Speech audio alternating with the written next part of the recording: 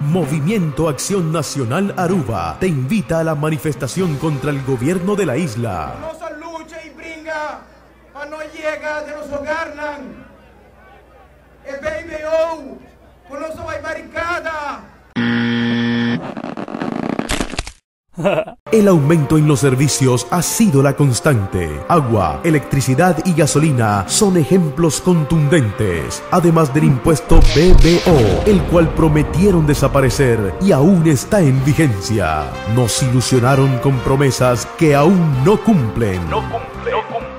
Es hora de hacer valer nuestros derechos. El martes 14 de junio te esperamos a las 3 de la tarde en la Plaza Libertador Betico Cruz. La gran marcha es a las 4 de la tarde en el edificio del gobierno. Iniciamos la manifestación a partir de las 4:30 hasta las 6:30 de la tarde.